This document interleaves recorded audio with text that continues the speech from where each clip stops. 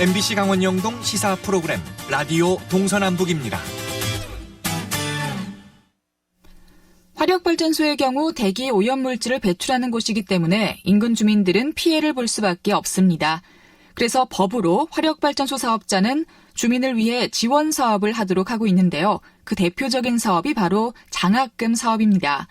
강릉시 강동면에 건설 중인 안인 화력발전소도 여기에 해당돼 인근 주민을 위해 장학금 사업을 해야 합니다. 그래서 사업자인 강릉 에코파워에선 올해까지 2년째 장학금 사업을 하고 있는데요.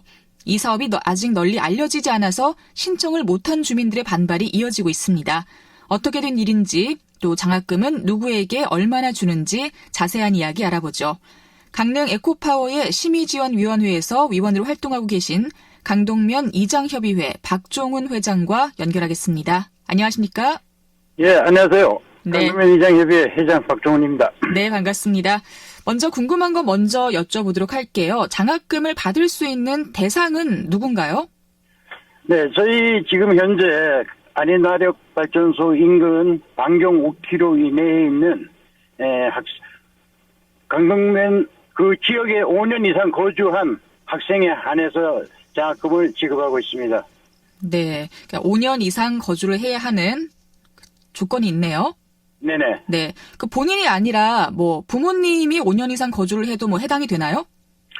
지금까지는 저희 부모님을 거의 기준으로 삼고 있었습니다.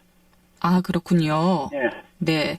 올해는 고3 재학생 일부에게도 장학금을 지급했다고 하는데 고3 학생들도 대상이 되는 건가요? 예, 고3 학생들도 올해 지급 대상이 됐었습니다. 네. 그러면 모든 고3 학생이 다 대상이에요? 아니죠. 저희들 그 반경 5km 내에 있는, 네네. 안내에 있는 학생에 한해서입니다. 네, 따로 추천을 받는다거나 그런 건 없나요? 예, 그건 아니고요. 네. 어쨌든 발전소 인근 5개 동면에 거주하는 대학생이나 또 주민의 자녀가 대학생이면 누구나 신청을 하고 장학금을 받을 수 있는지 서류를 갖춰서 신청을 해야 하는지 좀 설명을 부탁드리겠습니다. 네, 이제 그 부분에 대해서는 이제 에코파워 측에서 저희들 관내에다가 신청을 하라고 공문이 발송이 됩니다. 그러면 저희들에서는 각 이장님들이 각 마을에 있는 학생들이나 부모를 대상으로 장학금을 신청을 하라고 권고를 하고 있습니다. 네. 아니, 그럼 혹시 학생들이 휴학을 한다거나 이사를 간다거나 그렇게 하면 어떻게 되나요? 휴학생이나 이사를 가면 일단은 제외가 됩니다. 네. 그럼 장학금을 받기 위해서는 1년 이상 계속 이곳에 거주를 해야 한다 이런 규정이 따로 있나요? 5년 이상 거주해야 된다는 규정이 있습니다. 네네. 그 말씀은 이해를 했습니다. 네. 네. 이 장학금 금액이 어느 정도 되는지 그것도 좀 궁금한데요. 신청이 하면 다 똑같은 금액을 나눠주는 건가요? 네, 지금까지는 반경 5km 내에 있는 행정구역이 걸린 동네, 저희 강동면, 구정면, 일부, 그 다음에 강남동, 성덕동. 그러다 보니 성덕동과 강남동 같은 경우는 전체를 갖다가 지금 다, 장학금을 지급하다 보니 상당히 학생 수는 많고, 네. 장학금은 한정되어 있다 보니 이게 장학금인지 학자금인지 구분이 안 될 정도로, 네. 네, 금액이 적어졌습니다. 네. 그래도 고등학생이랑 대학생이랑 또 금액 차이는 따로 없고요? 따로 있습니다. 있는데 올해 같은 경우 이제 학자금 신청한 학생들이 많다 보니 네. 올해 같은 경우는 약 한 60만 원 정도 지급된 걸로 알고 있습니다. 그렇군요. 사실 요즘 대학생들이 국가장학금이나 성적장학금이나 여러 가지 다양한 장학금을 신청하고 또 받을 수가 있는데요. 다른 장학금을 받는 학생이 이중으로 신청하는 건 가능한가요?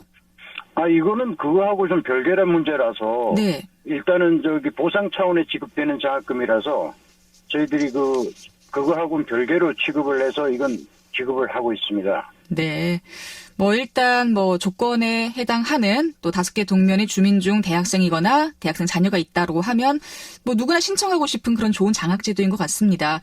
그런데 올해 문제가 좀 됐던 게 이제 홍보가 부실하다 이런 부분인데요. 어떻게 된 일이죠? 그 홍보가 부실하다고 했다는 것은 저는 좀 이해를 좀 하기 힘들고요. 네. 그런 부분에 대해서는 이해를 하기 힘들고, 홍보가 안 됐으면 지금 올해 한 300여 명 넘게 장학금을 신청한 걸로 저는 알고 있습니다. 그러다 네. 보니 장학금 금액도 공동 분배 원칙으로 하다 보니 장학금이 상당히 적어진 그런 과정이거든요. 그래서 네. 저는 홍보가 부족하다, 그런 부분은 저는 좀 이해를 못하겠습니다. 그렇군요. 이해가 안 됩니다. 네. 그래도 이 제도를 잘 몰라서 신청을 못한 몇몇 주민분들께서는 또 문제 제기를 하고 있는 것 같은데요. 내년에는 조금 더 널리 알려지면 좋을 것 같습니다. 네네. 네. 그럼 이제까지 장학금 혜택을 받은 학생 수는 어느 정도 되죠? 정확한 지금 강릉 안인화력 같은 경우는 이제 올해 2년 차로 이제 했는데요. 작년하고 올해하고 한 500여 명 지급된 걸로 알고 있습니다. 네. 앞으로도 또 많은 학생들이 이런 장학금 혜택을 받을 수 있으면 좋겠습니다. 혹시 조금 개선해야 할 점이 있다면 말씀을 부탁드려도 될까요? 네. 조금 개선해야 될 부분 같은 경우는 저희들은 지금 강릉면 같은 경우는 학생 수가 많지도 않고요. 대학생, 고등학생 수가. 그런데 지금 저희들 제일 피해를 많이 보는 강릉면 같은 경우는 지금 학자금이 강남동, 성덕동 주민들하고 같이 하다 보니 상당히 학자금이 적어졌어요, 장학금이.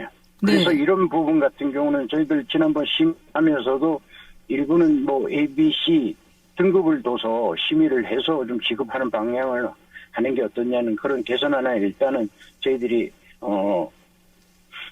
네. 의결을 했습니다. 그래서 다음부터는 아마 조금 그게 나아지지 않을까라는 생각도 들기도 합니다. 알겠습니다.